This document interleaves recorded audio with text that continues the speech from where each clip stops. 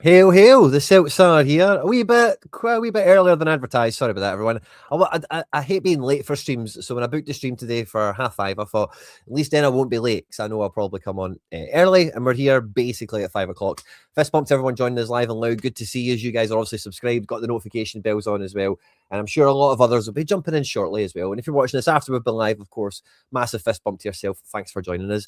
We have a lot to get through today on the Friday stream that we do regularly on the channel, with kind of catching up with everything. And normally we've got the comings and goings of press conferences and matches and everything else. And yeah, we've got that now, but we've qualified out of the Europa League. We're in the aftermath of the Utrecht game. We've been drawn with Stuttgart. We're in the final ebbings of the January transfer window. There might be a new arrival. We'll run the rule of the tape over Faris Ghedjemis.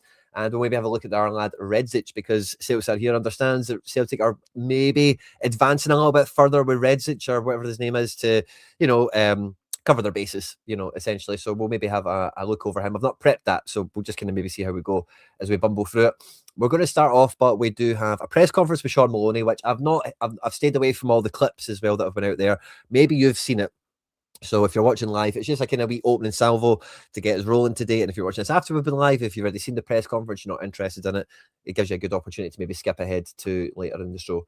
But I did see that he was getting some praise, some plaudits, no nonsense, and getting down to business and all that kind of stuff is what I was seeing regarding this. So looking forward to it, and I didn't want to be spoiled from it as well. Looking forward to maybe catching this like Bonlaw or loving up Martin O'Neill as well.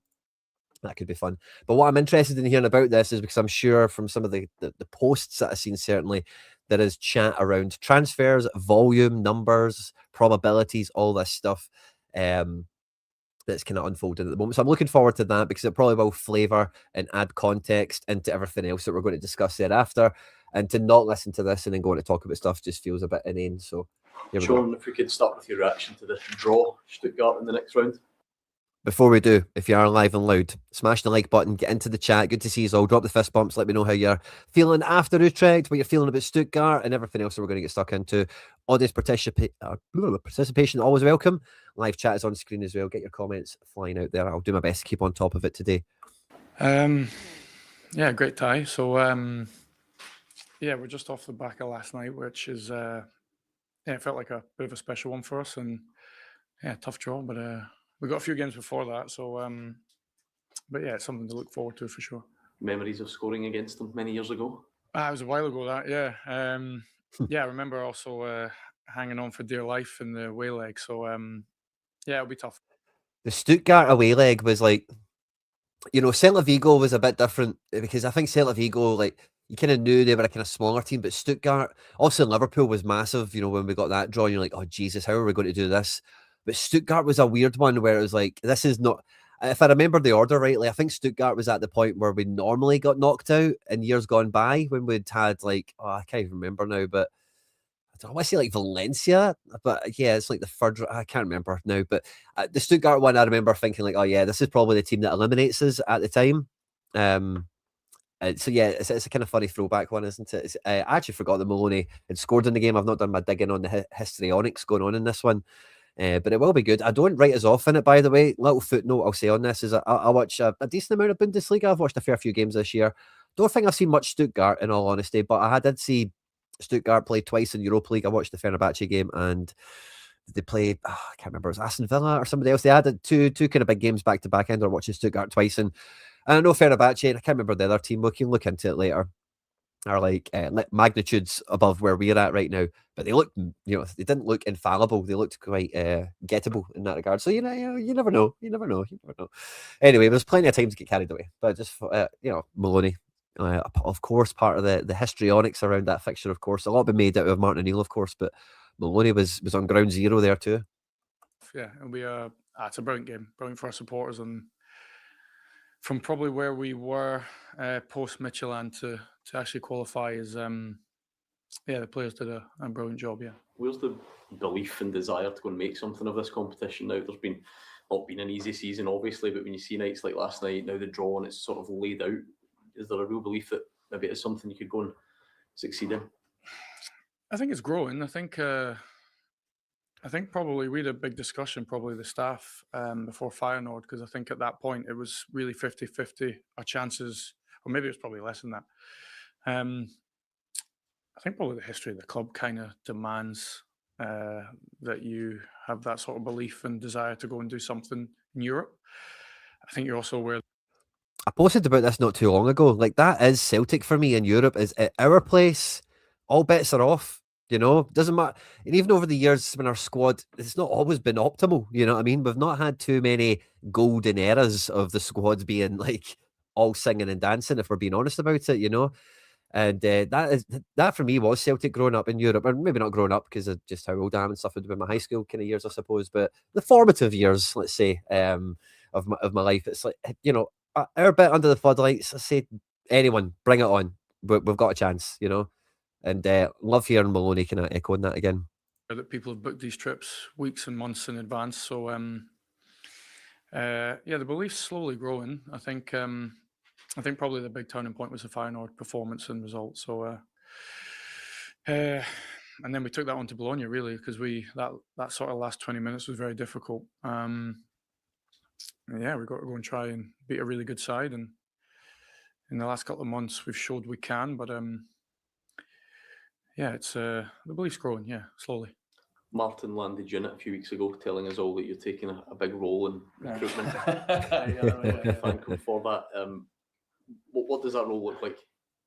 Not as big as what Martin let you guys say, but no, it's just working extremely hard with the recruitment department, with the recruitment analysts, with the board.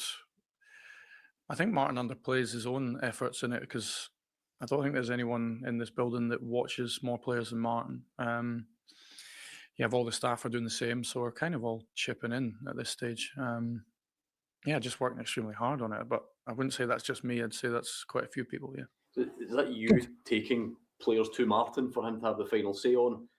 Or are you part of the final say, once it gets to that stage? It's definitely Martin that has that final say. So I think once it gets to this stage, or the list of players, so I think it's, I wouldn't say I'm taking the players to that list. That's definitely a recruitment team.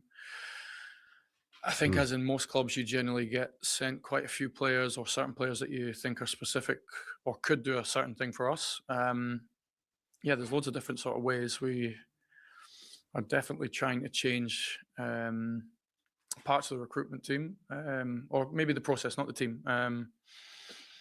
It's just really specific. So I've been really happy with the two guys that have came. So I think Julian and Thomas are types of players or profiles that we haven't had. And then it's really specific that the ones that we want to try and bring in. And we feel that we've got a few that sort of do the things that we need, particularly on that right side. And then hopefully we can get them in. Is it your Lovely to hear this, by the way. Nice bit of insight. Bit more, and again, it's what everyone kind of said on social media, I suppose. A lot of users said in the chat. Nice and clear, and just telling it how it is, which is nice. Not kind of dancing around metaphors and being standoffish about it in any way. Sean mentions about 3 times in here that there are very specific positions and player profiles being targeted, and not one of the journal asks the follow-up of what are those profiles. Couldn't make it up. Oh no, massive spoiler of rage bait incoming. Okay, right, let's prep ourselves for that. Your understanding, the club are close to doing something on that right hand side. I think Ghedjemis, forgive my pronunciation, Martin suggested last night it wasn't a million miles away. Is that one you'd expect to happen? I think there's a few, isn't there? I think there was a few names mentioned last night with Martin, but we're gonna have to get pretty close. It's getting to that point in the window, but I feel that they are. It's speaking with the board on a pretty regular basis. All of our staff, myself and Martin. It's we feel it's close, but it has to be. It's that sort of time of the month. So But in terms of the guys, I think Martin obviously said that you were reasonably close, but I think until there actually are players, it's tough. I think you have to respect the clubs that you're dealing with. Yeah. Sean, can you expand a bit on the discussions you said before pre-Feyenoord? With this Discussions pre-Feyenoord, so I'll come back to that in a second. If Celtic are buying players outright before Tuesday, that means Maloney next manager. I think I am totally cool with Maloney and Fotheringham staying in situ. And, you know, we're kind of chatting about this the other day. I am not a Roberto Martinez fan, but like, if he was just to replace Martin O'Neill, I would probably grow to love the guy eventually. You know what I mean? If you get me, or that kind of figure. Like, I've often said, if McKenna doesn't get promoted, it'll probably be him. But I don't mind Maloney being an important. I think he's kind of shown in this interim period, you know, the worth he gives and the level he adds to the situation. He's got the fabric of the club in him. I've not really seen anything to feel bad about him being involved in either. Now, the only thing I will say, because I did say this at the time, that when he got that pathway manager job, I did say it was all the stuff I just said a moment ago, actually, about it. But if he didn't do it for like 3 years, it's totally pointless giving him the job. And maybe the circumstances that have led us here are rather unforecastable. Fine. But still all the same. As long as he's fit for purpose, man, I'm sure Maloney's got a job, no problem in my eyes, you know. staff, yeah, it's just like the team. I think Now, his actual number one manager, there's a different acid test for that, isn't there?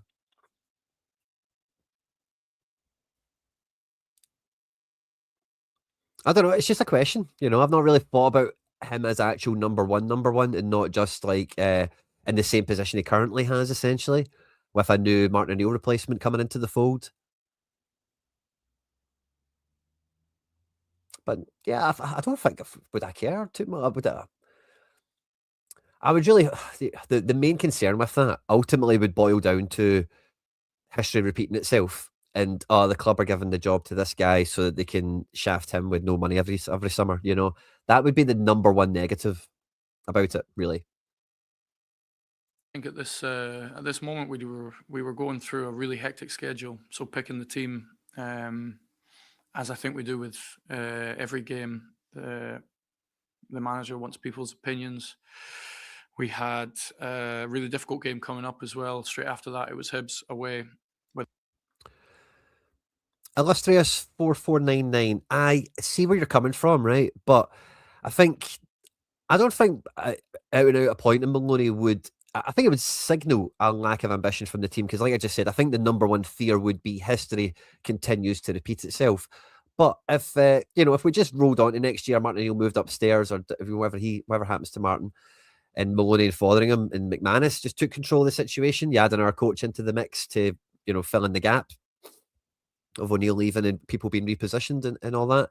But if you were then to really get the transfer policy to the state where like you're looking to bring in the highest level of prospects possible to fit into the team, to win his titles and to perform well together in the Champions League. And there's nothing that really suggests that we, really, let's call a spade, outside of Brendan Rodgers. And I know Martin O'Neill was big at the time, but Celtic have not appointed a big manager in my life, really, so it's not as if it would be a mad departure from, it's not as if we're like Chelsea or something and we only go and get top managers from other leagues or the best manager. We don't have like a set pattern in that regard. So I don't think it would be the main thing we need to change for the whole lack of ambition. It is the transfer policy and it's the spend. We'll go on to Ghedjemis because I think there's a lot of context that comes into the conversation. But I want to hear more of what we've got here from Maloney. Loving the chat from you guys. Keep it coming. Smash the like button if you've not done so already. Make sure to subscribe to support the channel. By the way, guys, we smashed through 17,000 subs last night. Thank you very much. We are a wee bit less now. I think we're up to 17,005 or whatever. But we're essentially 1,888 subscribers away from our goal of 18,888. It's going to be a beautiful weekend if we could smash it. Asking a lot, I know. But if you've not done so already, hit subscribe and all that good stuff as well. Of course, hit the like button, get into the chat. Let me know thoughts and feelings. Where the record of the club wasn't amazing. I found it really tough. So it was just trying to make really decisions on that night. And at that point, you think that you might prioritise a game in 3 days, but in reality, you can't because it's Feyenoord was such a big game for us. And then speaking again, the history of the club, sort of, you have that pressure to try and do something in Europe. And eventually you just pick the strongest side that you feel can win the game. And then 3 days. I'm kind of sorry to pause this again. I know this might frustrate anyone who wants to listen to Maloney. I'm really sorry. I just want to come back to Illustrious quickly here. I agree completely, but we just don't like.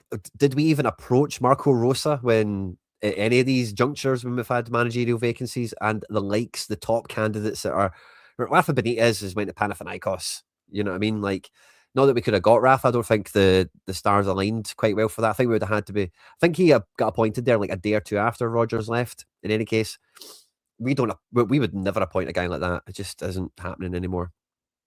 So I agree with you, but I just like I think a future which is probable, it's on the table, could happen.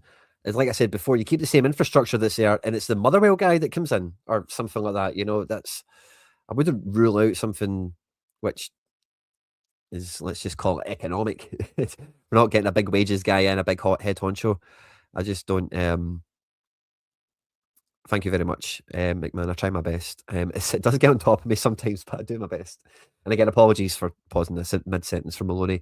He's chatting about, the question was like, because that was one thing that Nancy said when he came in, that Maloney and O'Neill just ran the players every game, didn't think about fixture management and all that to the same extent he would have liked. And that's kind of the framing of the question here a little bit, and he's referencing the fact that they wanted to think about games in 3 days' time, but the reality was that they couldn't. I guess that's ultimately paid off quite nicely for us. The 3 points at Feyenoord were massive in turning the campaign around. Pivotal, you might even say. Days later, you do exactly the same. I think, it was really important that we gave ourselves the best chance to try and beat Feyenoord. And that night, we did, yeah. You're obviously working with Martin again. What was the biggest Thank you, lesson you're Sanfran. learning for somebody so experienced? He's an amazing man. I'm sure the media days are slightly different with me than Martin, so I definitely need to take a leaf out of his book there. He's got fundamentals that I think have, in terms of how he sees the game, how he sees winning a game, that I think I've probably been reminded of. I think as a young coach sometimes, and probably have been guilty, that you can definitely overcomplicate things. But Martin sees things really clear, and really clearly with certain players as well, of what he needs them to do. And I think that's been a huge learning curve for me over the last sort of couple of weeks and before that. He still has this ability to bring out the best of players. So yeah, it's been fascinating working with him. Actually, really enjoyable, and I think all the staff would probably say similar. Yeah. In an ideal world, would you have had more business done up to this point in the window? Because I think it's something that. In an ideal world, would you have more business done?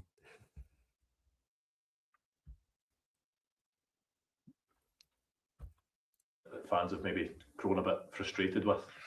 I think that's tough because I think we don't. They're really specific players we want to bring in, or types of players. I was really happy with the two that we brought in. I think the difficulty for the club is that we've obviously changed manager, completely changed structure to the previous guy. So I understand then that there is a period where the targets completely change. So really happy with the two that we brought in. And I think if we bring in another 2 or 3, it would be a massive help. But they have to be the right ones. I don't see there is no need to bring in. Now, there's been a lot made of the whole, like, since Tisdale and Nancy have been booted, the whole, like, shortlist has been binned, been put through the shredder. Which, fine. I don't mind. I don't mind the premise of, you know, throw the baby out with the bathwater, maybe in that case.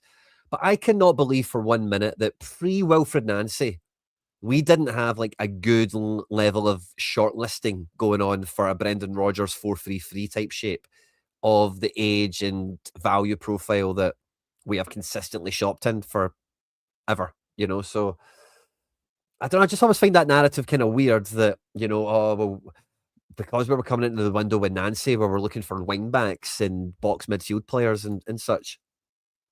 It's like he only had 8 games. You know what I mean?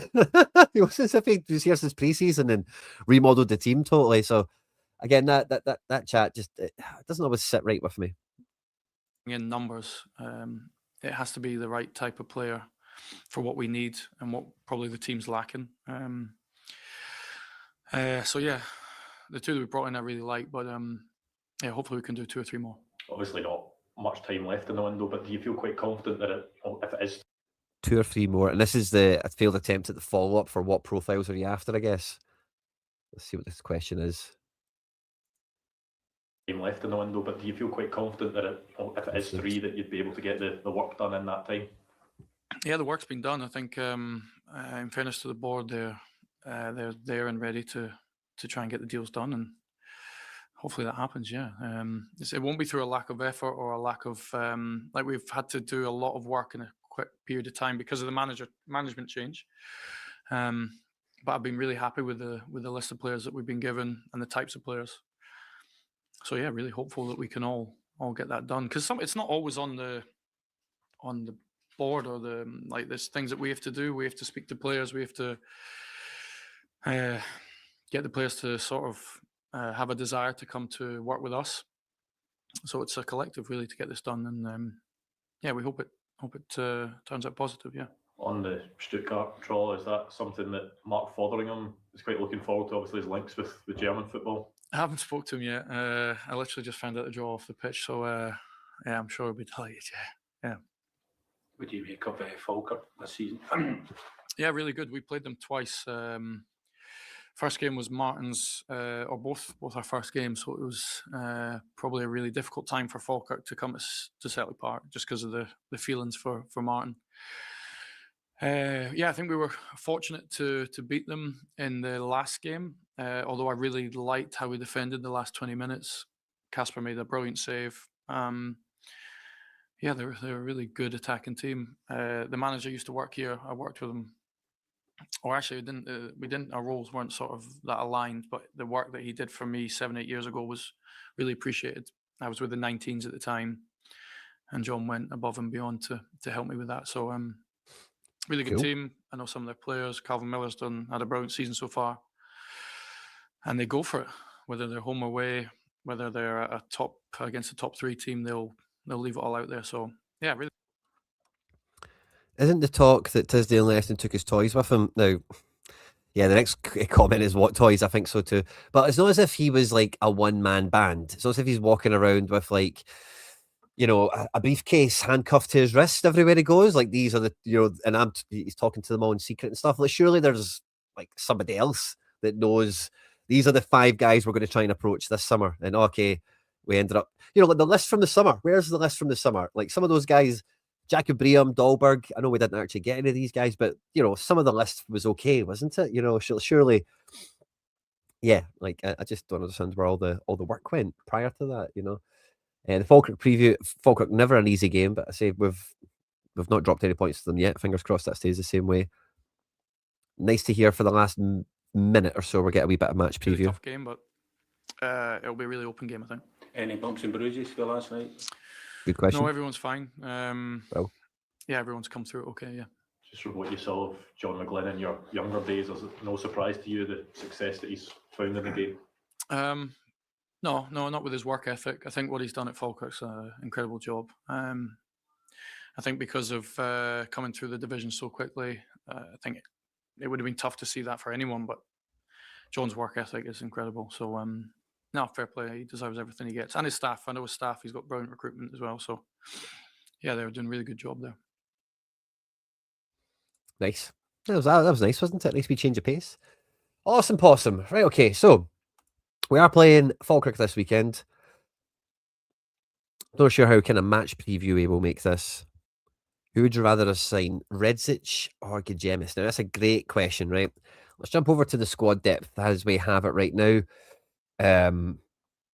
Yeah, there's nothing really to add to this. We updated this the other day with Shin Yamada leaving out on loan, and we spoke about the prospect of Celtic actually maybe still operating some sort of crazy, convoluted one-in, one-out policy with Kavankara coming in on loan and would you cry it? Shin Yamada going out, and Nomura goes out, Welsh comes back in. There's just a wee bit still of this going around. There is some rumours that some bids might be circulating for some of the fringe players in the squad. Don't answer, Quinny. Don't answer what? Oh, who would you? Oh, okay. I get you, San Fran. Now, like again, like I was actually kind of disappointed that Balikwisha didn't get on the pitch against Utrecht. Like, I will just be baffled by this one. This is a weird one. And you know, I was thinking about this after we spoke about it last time. He's a better player, but for me, he's actually, and he was better. You know, the other guy was actually better for us than what this guy has been. But the way it's fizzing out is very Haksabanovic almost in a sense for me. Like I thought Haksabanovic I thought he started really well. I thought he had a huge ceiling at Celtic, and it just didn't happen for him. Now I think Balikwisha is actually, yeah, like it's the same thing. The guy looks like he's got lots of talent, should be a big impact, and ultimately he's not been. But I think it's weird how he's been worse, but should have been better. Like clearly. So maybe there's a comparison or a parallel between those two. It was just something that came to me before. Very different in lots of ways, obviously, but so yeah, like I really don't know what to think. If we finish the January window with Balikwisha still on the books, I don't know what to think. He's on big wages. If we're not going to be using him, like Hatate was suspended last night. Did Negren complete the 90? I think he did. So yeah, I find that weird. I find the whole thing weird with him, to be honest with you. I would not be one bit surprised if he went back to Antwerp by the end of the window. But yeah, I'll stand by that he was a great guy to go for, and I was really happy that we signed him. I thought we'd pretty much get a good price on him as well, if I'm being honest. But yeah, it's just not worked out for one reason or another, you know. And yeah, that's what it is. Number one, you can't get everything right in football, and number two, some things just don't work. You know, some things just crazily work out for some reason. You know, both sides of the coin there. Like Timo Pukki, you know what I mean, going to Brøndby after he left us and just smashing, and then going to Norwich and just smashing. You know what I mean? Sometimes just things happen the way they do, man. There's just no getting away from it. And let's just see what happens with that. But Faris Ghedjemis is the next player we've been linked to. Now, firmly, a player we're going to see on the right wing. Now, with Kavan Kara coming in, we've got Ian Atchell back, fit and available. Kenny is injured. We don't know how injured, really, but he's still kind of in the picture, isn't he? We've got two kind of, as I term them on this channel, two kind of 1B strikers. You know, two guys that, if either one of them started, I don't think you'd be too bothered, but neither one of them, let's see what Kavan Kara can do. It's obviously very early days, but none of them is a Kyogo replacement, if you like. None of them is that talismanic forward, an Edouard, a Dembele, that kind of guy. Ian Atchell wants to be that guy, maybe has the minerals to be that guy, maybe Kavan Kara the same. Again, maybe the rest of the season will unfold and something will change. But as I look at both these guys now, I think of them very firmly in that 1B category. You know, like Ghedjemis, you know, like good strikers and stuff like that, but not like clearly like, oh yeah, he's got to be starting up front. Whether that's down to squad competition or the level they bring, I don't think either one of them is a 1A striker, if that makes sense. But that being there means that Dyson is probably now set to play wing the rest of the season, which I think has a great knock-on effect to Taneke. I think Taneke's had overall, his appearance since he's been at Celtic is up. And you know, it's funny, right? Because there's been a lot of Taneke, Mikey Johnson patter kind of going around, right? And do you know, I was thinking about it. I think the first time we kind of mentioned that on the channel was at the Partick Thistle game, where he was getting lots of plaudits. And I was kind of trying to highlight at that early stage of his career, like, didn't really do much that like a Mikey Johnson wouldn't have done, if you like. And it was a kind of flippant comment in that way. But I'd sincerely think that if Taneke was to come off the bench more often than not, his impact on matches would be more impactful. You would feel it greater. And then if we do have 2 games a week, we're playing in the Cup, we've got this Europa League thing on the go, maybe we play Dyson Thursday, we could play Taneke Sunday. He's fully rested and he's in good shape. The squad's in a better place. And I think you're just going to get more out of him, you know. And Mikey Johnson, again, I've not checked the books, but obviously I'm a big fantasy football guy, as a lot of you know. Mikey Johnson's been quite handy for West Brom in the Championship again this season. Not wild, but handy. So Taneke, like, and again, Mikey Johnson just didn't really work here, did he? It was just maybe it's a little bit, maybe a bit early to say what's the deal with Kenny in that regard, but with Mikey, he's clearly shown at a good level he can perform, and for him not to do it at Celtic, you just imagine it's just too much, man. You know, sometimes bleeding green, it's just, you know, it's just, sometimes, yeah, it's just, it works against you, doesn't it? So anyway, I think the Kavan Kara Ian Atchell situation makes this a lot easier, and that's why the full focus has been on the right wing, because as much as Yang has risen to prominence, and I think we would all be quite happy for the remainder of the season for Yang to be a key contributor and one of the main players in the main kind of 15 in the squad. I don't think anyone sees him as out and out best 11 standard. He's showing that he's bridged a big gap. I think he's showing that he's beginning to realise a lot of the potential, a lot of the raw ability that we've tried to highlight on the channel when possible. And that was a big jump, a big gap, and a big question because he's been here a while. He's got a lot of appearances under his belt, and it's been great. And I don't want to stifle that too much. But similarly to really, if you look at Dyson, he has been burning the candle at both ends for far too long. And whether there's all the off-pitch stuff that's also burdened him and on top of that, and there's some sort of kind of compounding mega fatigue, some sort of way, Yang's probably not too far away from that if we keep going. And Forrest, I know he came off the bench against Utrecht. I'm pretty sure he did. Maybe my memory's escaping me. But he's not featured that much under O'Neill. And again, I don't think you can regularly rely upon him. We're using McCowan as a winger. So this right wing has definitely got space in it. There's definitely a vacancy here. And Faris Ghedjemis, when I seen his name getting linked with Celtic along with the other lad Redzic, when I first compared them, and I did a kind of cursory overview of both of them, Ghedjemis was the one I would prefer, mainly because of the level he's been playing at, at Serie B, but also the club he's at. Now, Frosinone were in Serie A for a season or two kind of recently. They huffed and puffed, and they ultimately... Oh, we've got the Anthony Joseph update. Interesting. I'll go and dig that out. They ultimately huffed and puffed, and they get relegated. But when they were in the top flight, when they got promoted to the top flight, and really, I think even their first season relegated, I'm not too sure about thereafter, they got really exciting players in. We just played Roma. One of the best players in their team is Matthias Sula. Frosinone had him in on loan from Juventus. They also had a guy from Real Madrid, a Brazilian guy on loan. They also had Enzo Baranachea in on loan, who plays for Benfica now, and was also Aston Villa bottom and stuff like that. So they have a style about them. Italian teams, I've put Anthony Joshua in like an idiot. Anthony Joseph, there we go. Dante Polvara has went to St. Louis. Oh, here we go. Update. Let's see it. Celtic and Frosinone are still apart on the structure of a deal for winger Faris Ghedjemis.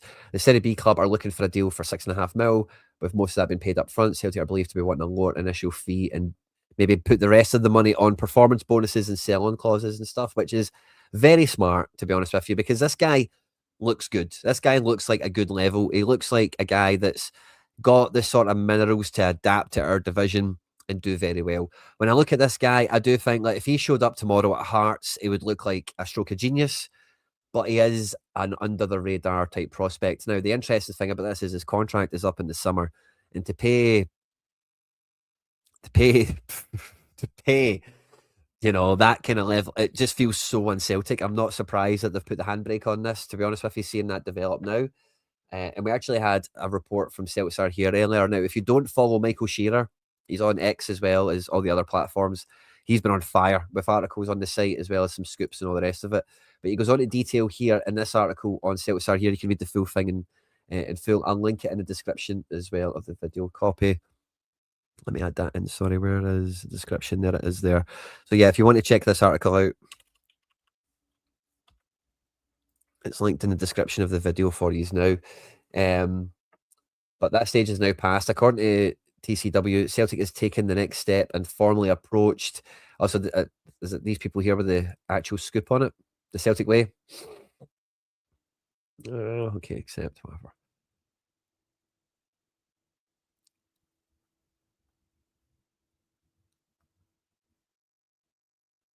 Yeah, this website's mince, isn't it? Celtic way, sorry. You might not have seen that. It was banners everywhere and all the rest of it. But anyway, they've got the exclusive on it. Feel free to check it out. It's linked in that article.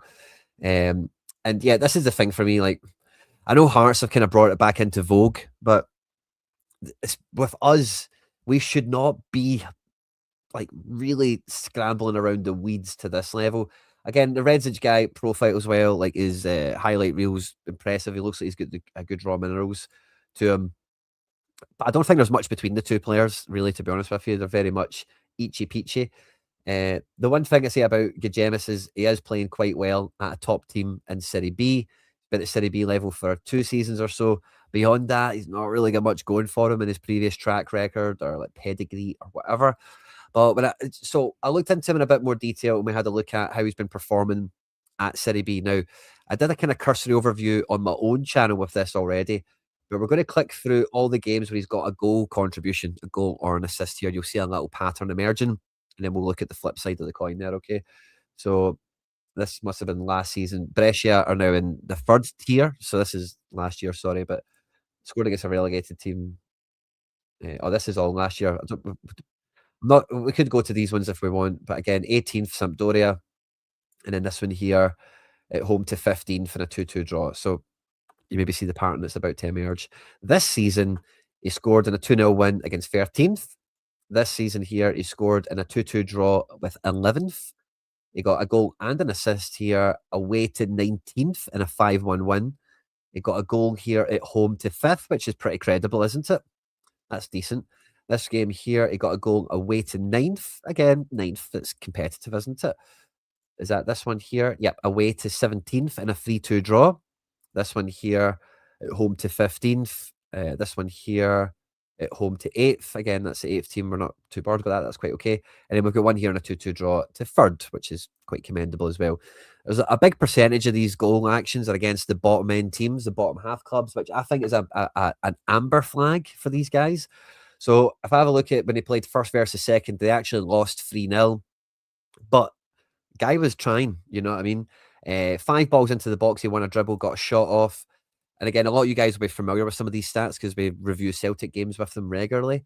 1 big chance created, only 20 passes, 6 of them in the final third. Only 11 possession lost, which for a wide attacking player, we're expecting that to normally be in the mid to upper teens. If it gets into the 20s, it's been a bad game.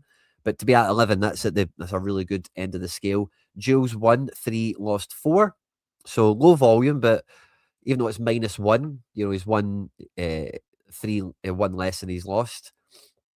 Still in good kind of levels, again, against a top team in Venezia, big spenders. But this was like, they scored in this game against 5th, right? The game after that was against the other big team we just looked at, but then the game thereafter was at home to 3rd. They lost 1-0. But he really looked the part in this one. He won 7 dribbles. He had a big chance missed, which, statistical sitter. Shot on goal. Passing, again, 26 of them in the final third. Quite consistent. 2 of his passes led to his teammates getting shots away, so attempted assists. Look at this. 9 duels won, 8 lost. High volume. Maybe not quite broke away from basically that 50-50 split, but nobody's like, he's a handful, I guess is the way you would summarise that. 13 possession lost, again, still on the nice side of things there. It was fouled twice without giving away any fouls, so won some free kicks. So I think there's like meat on the bone here. I quite like this as a transfer. At 6.5 million at this season for this January window, does he answer the question of what we need? I'm not completely... I don't think he's going to do bad for us, if I'm honest. I think if we sign him, he will do well. But... and again, the overview here, 21 games in the league, 8 goals, 2 assists is pretty good reading. In the cup, 1 game with nothing to show for it. So yeah, there is a little bit of something going on here. The other thing I wanted to highlight on top of this, right, is I've been playing about with lots of scouting stuff. Like we do lots of content here on the channel when I'm profiling players and saying, look, this guy would work and this guy would work, right?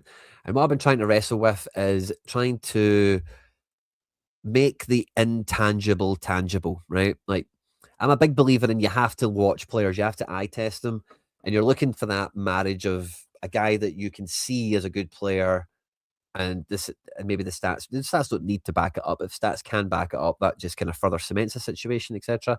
But there is an intangible in there that comes into the eye test. I've been playing about with a lot of stuff. Anyway, I did a full report on Ghedjemis. Full report. When this was like earlier today, when I seen that this was kind of moving, and with the software I've been playing about with and everything I've been inputting into it, like, it looks like a good move. It looks like a guy that's got good involvement. It looks like he's a hard worker. He's got a progression curve. Again, you can maybe pause this and read it if you want to in more detail. I'm just going to scroll through. I'm not going to recite it all to you, but I think he looks like a good move. But it's the problem I have with it is at 6.5 million. It's the same as Adamida, really. It's the same as Arnie Engels. I don't mind them. Same as Tuneki and Balikwisha, I suppose, in some ways. Balikwisha, I would probably have greenlit that. I would have certainly greenlit that transfer. I can't really go back on that. But I don't mind these guys. I can see what their merit is. But if we're spending that type of money, I think there's better players to go for. There's more reliable guys. There's more that have maybe got more of a track record. No one is a sure thing, as we've just spoke about. Timo Pukki, we mentioned that before, of course, is a fantastic example. But you try and stack them in your favour. And again, I'm just going to scroll through this. You can kind of read it at your leisure. I don't want to recite this to you. But yeah, this is the page to kind of leave it on. Final assessment. I think if you have this guy coming in, similar to what we just spoke about with Tuneki and Dyson, I think if you have this guy coming in for the rest of the season and he's taking minutes off Yang, sharing the shift with Yang, he's maybe got a better versatility to maybe be crafted into, I don't know, if he really could do any other roles. I think you want to just come in and do his thing, but I think he would do what we're asking of him. Is he better than Maswanisi? That's the part I struggle with. Now, we've also been linked to the boy Redzic. And again, I've not really went to this level of detail with Redzic. I'll work on that. It'll take me a bit of time, but I'll work on that if that one seems to develop. Thought this Faris Ghedjemis one was really moving. That's why I put my effort into that one. Would you make that? What page were we at? Oh yeah, the squad one. So that's probably my number one question for it, is I don't think he jumps off the page compared to Maswanisi. Can you search data on important moments like scoring a winner or making game-changing assists or dribbles? I can make game-changing elements. I've tried to kind of factor that in as well, like the strength of decisive actions. Particularly, we spoke about this before, game-winning goals, and there is a lot of stats vendors that do categorize that, and that also as well. What was the term for it? Was it a smart pass? On Y-Scout, when I used to use Y-Scout, it wasn't a key pass. I think it was smart pass, but they had a different pass metric. And I think it was smart passes. I think that's what they called it. And that was one of my favorite stats, because do you know what that was 90% of the time?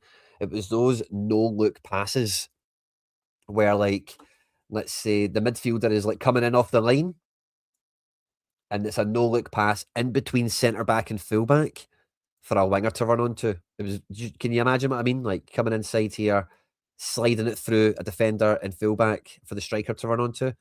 It wasn't always that, but it was mostly something like that. And that was a stat I just fell in love with. If people were big smart passers, like it was just, that's a guy that plays the forwards in well, you know. I think there will be truth to the Tuneki Hamburg rumour. How much truth in it, I'm not too sure. But German clubs aren't really too clickbaity, if I'm honest. So if it came from a good enough source, which I think that one did, I think there's something to be said in it. He did get some plaudits for AFCON, and he's looked nippy enough for us, you know. I would also, by the way, I really did like the look of Blake as well, from Utrecht. I thought Blake really did look good. Neil Lennon was very fulsome in his praise of him as well. And, you know, when he was talking about him, I was thinking, what you're now watching out for is, do we approach this guy? Does Neil Lennon still have the ear of somebody in the club? Perhaps. He's not been super prolific this year, but he looks like he would be way better than Johnny Kenny in the squads, wouldn't he? Like that's the bar that this guy's at, number one. You know, if he could remove Johnny Kenny out of the picture, I think everyone would be really happy with that. In terms of the squad depth, we would then have, let's just put Maswanisi there for the sake of it, but like 3 strikers of like, wow, yeah, we're back to having Kyogo, Giacomakis, we're back to that spot again all of a sudden.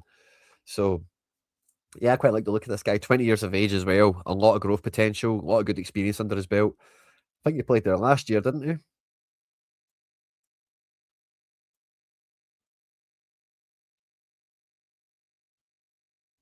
So let's see, where does last season? Yeah, this is last season here. And did Utrecht? No, Go Ahead won the cup, didn't they? Utrecht finished high in the table. So he played second half of the season, did some bits.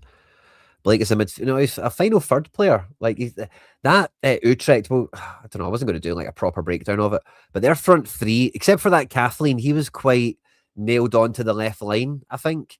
But Rodriguez and Blake were interchanging quite a lot for me. More often than not, Rodriguez was absolute free roll. But if he ended up on the right, Blake was moving central to get out of his road, or they were switching. I don't really know how to completely interpret it. But no, Blake was up front at spells in this game, very much a front three player is the way I seen him. And regularly when I see the Utrecht lineups and their performances and whatever, he is listed as centre forward with Rodriguez listed as wing. The Utrecht manager at full time, by the way, was having a wee football friends moment with Martin O'Neill at full time. So I was quite interested in what they said there. Folk have said that Welsh might have too high wage demands for Motherwell. I think he's got to be past that now at this point. Surely, like if he's getting minutes and stuff, like surely he's not going to let wage demands get in the way of it. I suppose you need to look after yourself, don't you, in these situations? But yeah, I like them. I like the thought of Ghedjemis, but the price point is where you lose me because again, like one of the things, again, his contract is up in the summer. Point one, you know. But again, like one of the shouts I was given is Ogu's Ideen. Fenerbahce paid that amount for him and now don't need him. So market value 10 million here, whatever. He does say left wing. He can play both sides. His best form, we spoke about this the other day, was on the right wing. Maybe you need to double confirm with him that he's super happy to come play right wing for us, but I don't think there's going to be an issue with that if I'm honest. But this guy's way better if we get 6 million quid. And I think Fenerbahce would probably play ball. They've got a lot of turnover happening now. They want cash, they're after some incoming money themselves. No agent. That's interesting. But yeah, I think this is the sort of guy we should be all over. And I did say it as well, and I'll say it on stream. So I said it kind of tongue in cheek, right? But I am now semi-serious. This is the only actual window of opportunity where I think signing Jordan Larsson makes absolute sense. Copenhagen eliminated from the Champions League. And I'd need to say no more. Like, Larsson's good enough to play for us. Larsson would be best 11 level for us right now. I think... I don't know. Some of you would say it's crazy, it's madness. You're being naive. It would be too much for him, perhaps. I don't know, but I just know this would work. Yeah, maybe I don't think anyone would expect him to be anything like his dad in terms of anything. But number one, he would be good. He is a great player. He is a very good player. We need a guy like him. We need a guy in his position. He's got good experience. He is way within range. Wages, transfer fee, everything. We're in the Europa League. We have drawn against Stuttgart. We have Martin O'Neill in the dugout.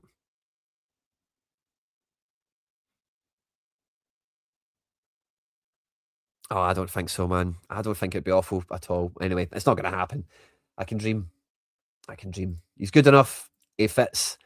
And I think the last time the rumour mill actually put his name next to it was like so unfeasible, where he was like coming out of Moscow. Moscow were wanting like 10 million quid for him. And we had Abada, Jota, Maeda, Forrest, Johnson as the wingers at the time, maybe even Haksabanovic or something as well on top of that. And there was just no space for him. You wouldn't see it happening. Now he would walk into our team. What's Welsh's value? That'll be interesting to see.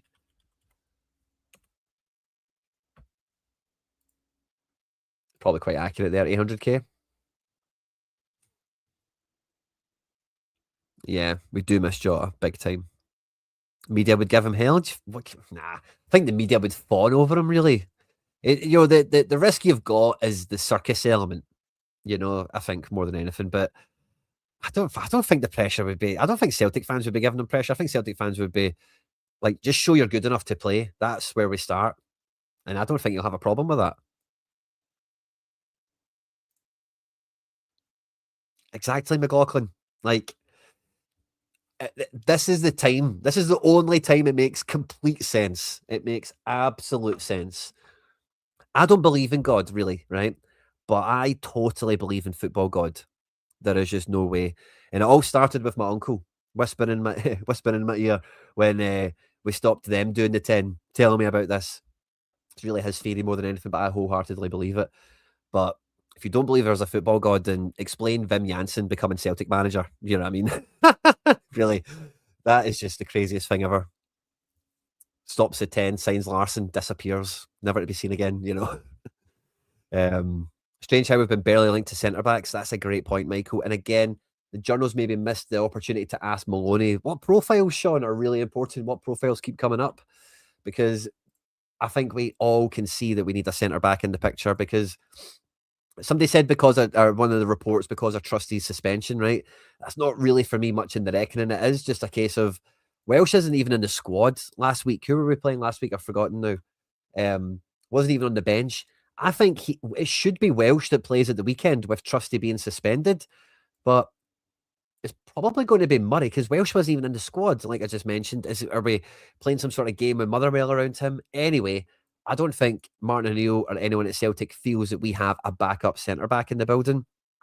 And it seems kind of crazy that, yeah, we want Ghedjemis or Redzic. We want that extra attacker to come in.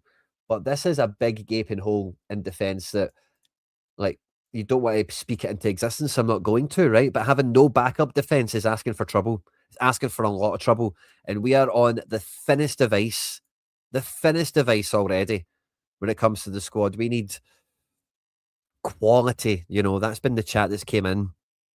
Did Trusty get a game added because we appealed? I don't know, by the way. That's kind of cheeky if he did. I'd get Johan out of retirement. Yeah, maybe, by the way. Welsh fourth choice. He has been told that. Oh, really? So he is behind Murray. I cannot believe that. Been playing so well for Motherwell. I don't know how you can play Murray domestically ahead of Welsh. Like, really, like, see if it was Albert in the Cup or Talbot in the Cup and all that kind of stuff, like, or the Cup in general, whatever. But in the league, I don't know how you don't play Trusty. Pardon me, Welsh when Trusty's suspended.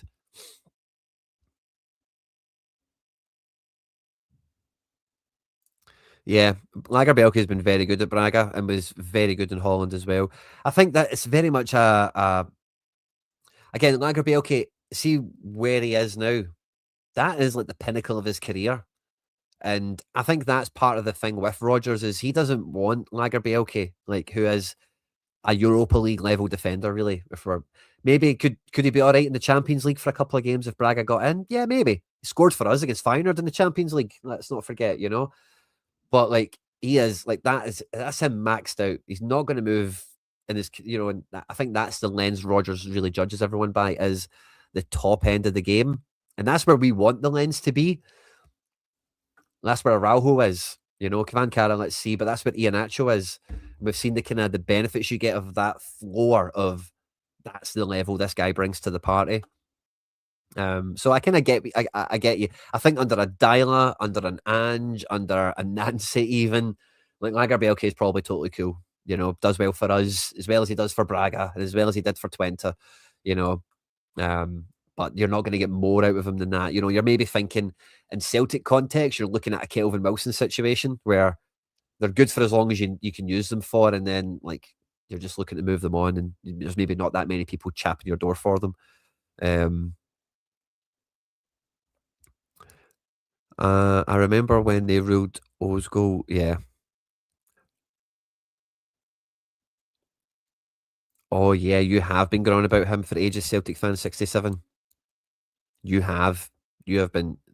It's been a great shout. Yeah, as I say, like, but he's not like a grade A dud, is he? You know, he's just not. It's just not the level we should have been shopping for, and it kind of felt like an act of protest from Rodgers in that case, didn't it? But centre back is still something that we have to have massive movement in. I don't know how we could. But we really need somebody that, obviously, if Vickers comes back fit, the complexion of the thing changes. But really, if you do want to think in that idealistic situation, you want someone that can realistically, like, push Vickers, because, again, good squad management. See if Trusty goes to the World Cup and plays for America, which the way he's playing for Celtic, I would not rule out. I used to think Trusty had no chance of getting into the America team, but he's been playing so well for us, I really wouldn't rule it out. They do have good defence options as well, and a 4-4-2, so limited space for a centre-back. If he did get some sort of World Cup exposure with Scales, maybe even just had enough of some of the grief Again, Celtic could make big profit on him. Vickers we're probably not selling. But in any case, like, we should be looking at a level of defender that keeps the level up where it's at. So that even in an idealistic situation, but in the Champions League, we won the league.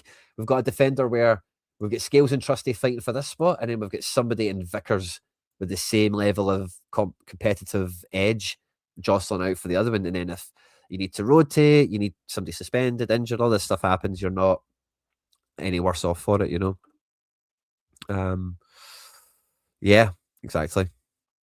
That's probably the main problem I have with the Ghedjemis transfer fee, as well as the contract status, is that he's still in the Lager BLK, Naroki, Palma, Tuneke, same as the Redzic guy, still in that category of the market, that level of the food chain.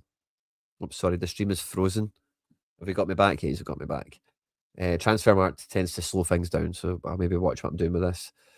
And to pay 6 million for one of those guys, you know, is very unusual for Celtic as well. Again, Kev1 got some breaking news for us there. What's the thoughts on these winger links? I like the Ghedjemis. I've got a full report on him. I put on screen earlier that you can pause and read in more detail. This is the final assessment page on it. If you want to read that in more detail, I'll prep one for Redzic if that kicks on.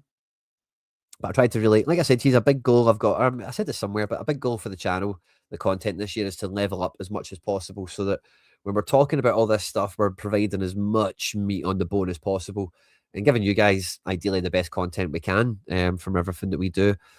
So yeah, if you're just kind of joining us, I like Ghedjemis. I think he would be a good addition. I don't think he clearly puts Yang out the team, but I think he gives us a really good A and a B situation with him and Yang that I think we'll also gain with Tuneke and Dyson now that Kavankara and Iheanacho seem to be fit and available. So I like him. I think Redzic is similar, where like the words, like Maloney spoke a lot about quality, O'Neill spoke a lot about quality, but there has been a change in O'Neill's rhetoric in the last press conference I heard, where he did mention you might need some guys that come in and maintain level. And I think Ghedjemis, Redzic, this type of player, because of the rise of Yang in particular, are here to continue to push him on, which will probably happen as a consequence of increased competition, but can also carry the workload with him, so that if we don't have him, we rotate, we rest, we sub. We're not like, oh, now that Yang's off the pitch, we're playing McCowan at right wing and the wheels fall off the off the boat, off the truck, whatever. So he adds to the situation. I think he's a contributor, but he's not a game changer. He's not a level breaker, you know. And yeah, somebody mentioned Hot earlier, and losing out to Norwich is just, honestly, like, we've lost out to Norwich. You know, Norwich have, over the last couple of years, between us, Norwich, and Hellas Verona, who have signed Kieran Bowie for £6 million, there's been a weird triangle of transfers between all of us over the last couple of years.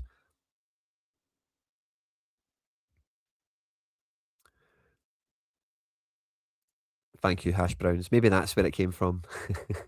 Wheels on the boat. Very Celtic indeed. I would personally favour Masmanise over these two guys for the simple fact of domestic proven, has a bit of Premier League 2 pedigree to him. So I like Masmanise more than Ghedjemis and Redzic as we find them today. But I think Ghedjemis is a more Celtic type player than Masmanise potentially as a winger.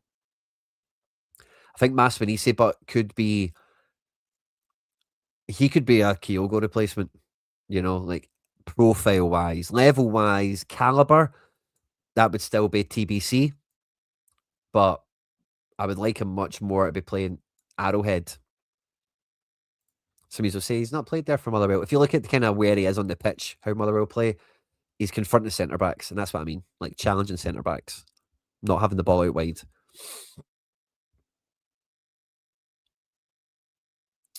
Yeah, guys, I think I've ran around the houses that I'd planned to today. Redzic, Celtic have kind of upped the movement on that. Celtic Way, I think, was the original reporting, but we've got an article here on CeltsAreHere from Michael Shearer saying that Celtic started off as just sounding them out, but it's now progressed to how does a deal get done? What price is he at? Because again, if Faris Ghedjemis at 6.5 is too much. 6.5 is going to be easy for this guy, and Celtic can probably get this guy cheaper, which it's very Celtic, and it's maybe not quite the cheaper part, but the article talks about how it's the lack of friction that might make this more appealing.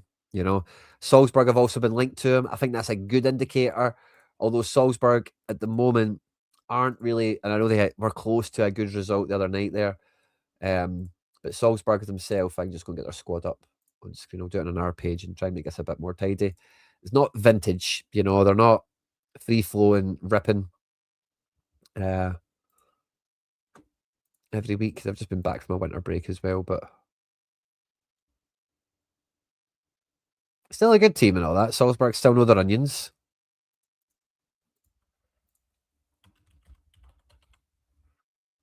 There we go. Top on 32 points, which by their standards is modest. Obviously lost 3-2 to Villa last night after going, I think, 2-0 up. Beat Basel, but they're on winter break. Yeah, and winning 2-0, drawing 1-1 with some of these teams they used to routinely rinse 5-0s and stuff like that. Losing 3-2 at home to Jamie Lawrence's team. Who's Jamie Lawrence? Oh, yeah, that guy. Taffner, another guy I liked, he gets sent off in this game, or I like. Interesting to see that there. So, yeah, they still know their onions. They still know a player. They still got their thing on the go. But the team isn't completely, vintage. This Baidu, if he's a right winger forward, he's doing very well. Probably costs a lot of money, but knowing Celtic is probably out of our price range. But yeah, this board know the price of everything and the value of nothing. Oh, Big Dom, what a quote from the chat there. I think we'll get Was when he say, I think so too. I think that deal probably does happen. And maybe all this Ghedjemis Redzic stuff is bloody, I don't want to say mind games, but the art of war, if you like, where Motherwell think they've got us by the short and curlies, and if we go and line up some other moves, then go back to Motherwell, we might just get the deal over the line sort of thing. So I wouldn't rule that out either. But we do need multiple reinforcements. I don't think we should be skimping out. We need another right winger, of course, but we desperately need another midfield option in here to not only reinforce the ranks, but give us another dimension. Again, if you look at the goals we conceded at Utrecht, where did it come from? Again, it's that area we speak about so often in the breakdowns. In between defence and midfield, people just pull our pants down, man, pick our pockets and get freebies out of us so often. We need somebody that can protect a defence, that can sniff out danger, that can... low battery on the headphones. Don't need them anymore anyway. Don't even know why I still got them on my head. But a firefighter, someone that can put this stuff out. Only 2 or 3 arriving. Yeah, so let's see. The goalkeeper thing is still a mad rumour that's in the ether. Again, we spoke about that the other day. I'm not going to rehash that just now. But yeah, I wouldn't be surprised. And also, we've already spoke about this on the channel, but I'll just remind you because there's a few of you joining us now, and we've had a lot of growth on the channel recently. We've just recently broke through 17,000 subs, so thank you very much. But those Engels Leipzig links, for me, wouldn't be surprised if they materialise before the end of the window. Wouldn't be surprised if we had outgoings that matched the incomings. Wouldn't be surprised if we somehow managed to make money this transfer window. You know what I mean? I'm not ruling out anything, especially if 2 or 3 players actually show up, because I do think that would be beyond my imagination. I cannot imagine Celtic doing that amount. Paul John actually said that today on Axom, that he thinks 3 more players will come in, and Paul John's got his ear to the ground. You know what I mean? He doesn't always say, I know stuff or I've heard stuff, but I don't think he says anything with... No, he doesn't say anything, but things like that. When I hear him say that, I'm always like, You know what I mean?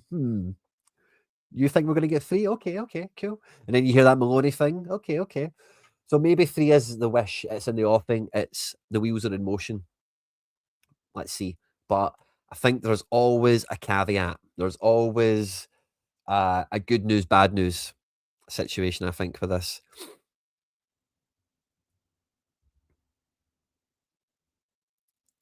Me too. But I don't know. There was some weird chat around. Tarzan is easier to the ground. He does indeed. We'll have lots of content coming out. I'm going to do a Europa League review. We did a preview or a prediction for the Europa League group stage, and we'll go through that. We'll review the tournament. We'll review the campaign, how the games went, where it was kind of won and lost. And not to spoil it or anything, right? But I got a lot right. And number two, we did say when the draw was made. Bear in mind, we did have Brendan Rodgers. We just missed out on we weren't even sure when the draw was made if we had Iheanacho in. I think that was the case still. We're still waiting for UEFA to confirm if we'd even signed him. Never mind if he was on the Europa League squad. But even at that point, 10 Europa League games was neutral for the campaign. Us getting into this stage isn't positive, not that it's not a good thing. Of course, it's a good thing. But in terms of thinking about the campaign, how it's went, we've had some good results. We'll do a full review of the campaign to this point, don't get me wrong. But it's what was expected. Very tight Europa League competition. We didn't get a great fixture list either, but very much par for the course. I think if this was Champions League, you're saying this is a good campaign. But for Europa League, 10 games is par. Now, we've drawn against Stuttgart.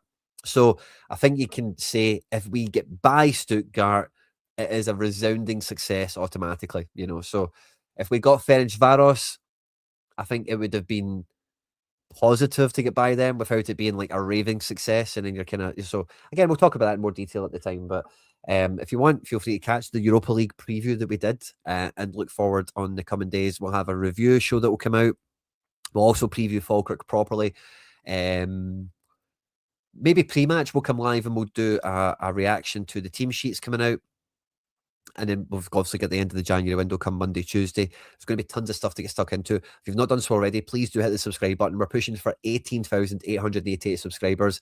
If you have enjoyed the content on the channel at any point, if you've enjoyed the stream, if you've got involved, if you've not, whatever, please do hit the like button. It goes a long way to supporting the channel. Thanks very much for the donation, Lawrence McNeil. We had it from San Fran earlier as well. Thank you very much. The Milky Bars are on you this weekend, guys. Thank you very much for that one. And it really does mean a lot. I would love us to hit that goal as soon as possible, mainly by the end of the January window, who knows. But if you haven't done so already, please do hit like and subscribe. Of course, for more content like this, thanks to everyone that's tuned in live and loud. If you're watching this after we've been live, you're a hero, you're a legend. Thanks very much. Drop a comment about anything in the video, of course, when the comment section is opened up. And feel free to timestamp it. Let me know what part of the conversation you're referencing. And let's cross our finger for some breaking news. Last thing I'll say, Martin O'Neill said he didn't think we would have anyone in for Sunday. And people inferred that as we wouldn't get anyone in for the deadline. The way I inferred that is we wouldn't get anyone in time to play against Falkirk. That doesn't mean we won't sign somebody tonight, tomorrow morning, tomorrow night, Sunday morning, at full time for Falkirk, whatever. So I think it is keep your notifications on and keep your eyes on the timeline. Some things might happen quickly and we'll try and catch that if we can as well. Thanks, everyone. Again, have a great night. Enjoy your weekend. Hail, hail. Mon the hoops.